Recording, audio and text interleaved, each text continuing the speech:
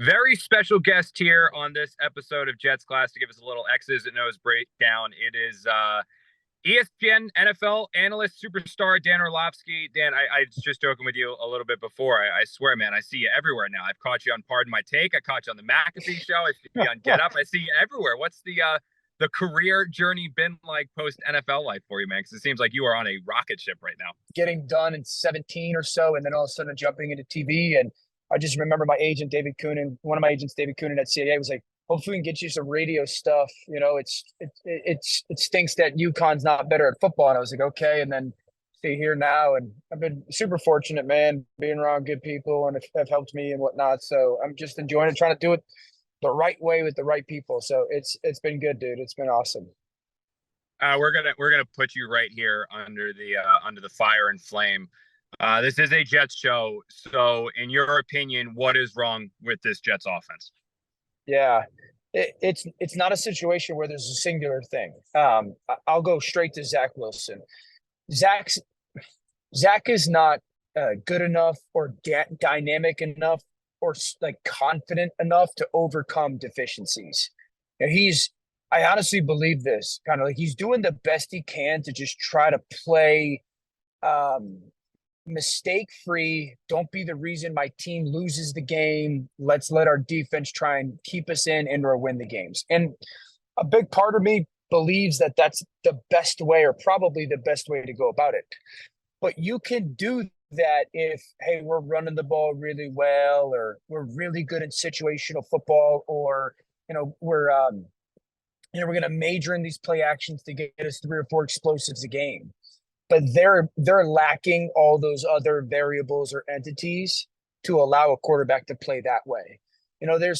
The offensive line injuries have started to show themselves, so they can't run the ball as well as they did when AVT was healthy. And then they're very little play action centric offense. So there's very little ability to create explosive plays, or man, defense got us the ball at the 40-yard line. Great. We hit one play, we're in field goal range. So there's this kind of stress of let's drive the field.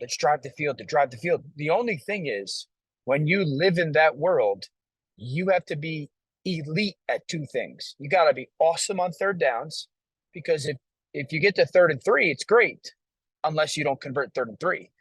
And then you got to be elite in the red zone. And that's where they're extremes when it's come to struggling. So, like, I think it's an offense that's too stagnant for their quarterback right now, and for all their people, not just Zach. And it's too standstill, and there's not enough advantages created.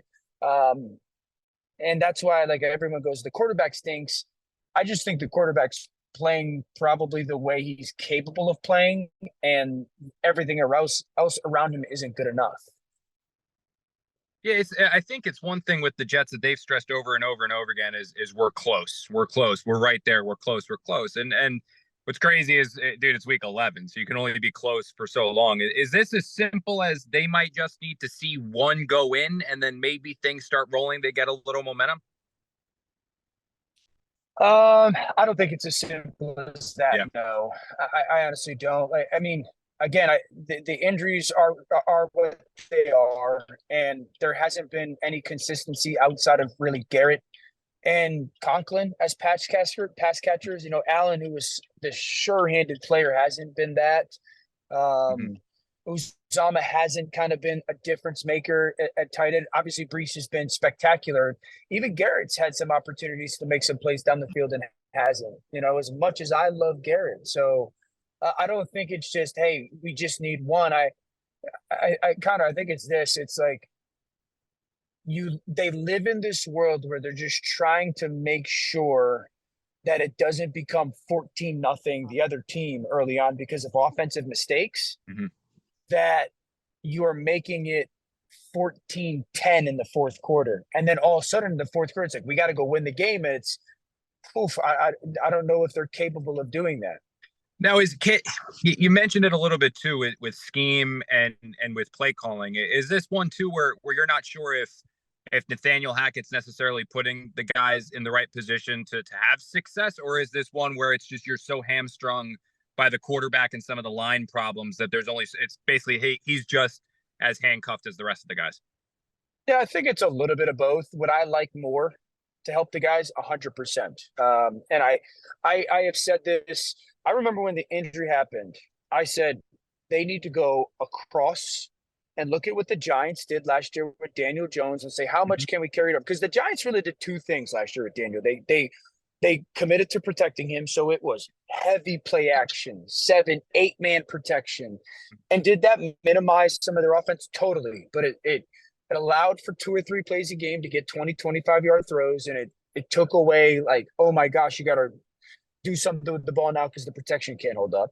And then they ran him 6 or 7 times a game, and that's something that I think that I would love to see on this back stretch, because I do think it helps Zach. I do think it would help Garrett. I do think it would help that offensive line. So there's more that can be done. I don't think that they can become the St. Louis Rams of the early Yeah. 2000s, late 90s. Now, how hard is it, Dan, too? Because this it's very clear that this offense was designed for Aaron. Like that, this was designed for we're Sure. going to send you, we're gonna send a play in there, send you to the line with a play. If you don't like it, Aaron, go change it to whatever is going to put you in the best case to have success. Zach can't do that. So, as someone who's played Correct. quarterback in the league, how hard is it to go from okay, this was the game plan for guy A, to then go something almost completely different to guy B? Yeah, it's drastically different because you're going from, hey, I could call anything and I know we'll get into the ideal play, to saying, how do I call the ideal play?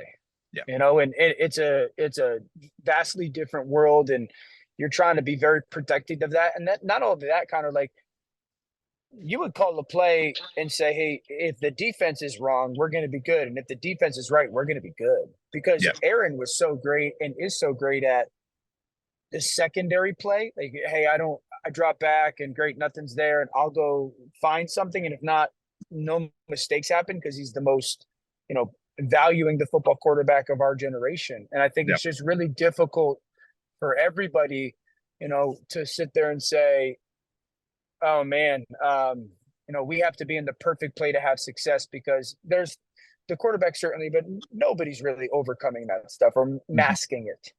Yeah. Last one for you, Dan, is that the Jets are sticking with Zach this week. Obviously, in their perfect world, they'll stick with him the rest of the season. But I think the bullpen's getting warmed up with Tim back there, Tim Boyle. Could that change? Could that help? Could there be a legitimate jolt by going to Tim Boyle or something like that? And if you know anything about Tim, just your general overall scouting report. I know he's got a strong arm, and it seems to be a guy that people like. Yeah. I would pose that I don't think it's a drastic difference. No. And I would say this. What does Tim Boyle do, or what can he do or capable of that Zach hasn't shown this year? It's not, he's not this dynamic athlete that Zach hasn't shown. He's not this, the guy that you're going to be able to just drop. I mean, unless the offense schematically changes, maybe he can handle more stuff, but I don't know if that's like, I just don't see this drastic change and different of the quarterback. I think if there is a scheme change, you'll see maybe more enticing play from the quarterback. Got you. And then bonus last one for you, Dan, is just you've been in locker rooms, and I'm sure you've been in locker rooms where one side of the ball is carrying their weight a little bit more than the other side of the ball.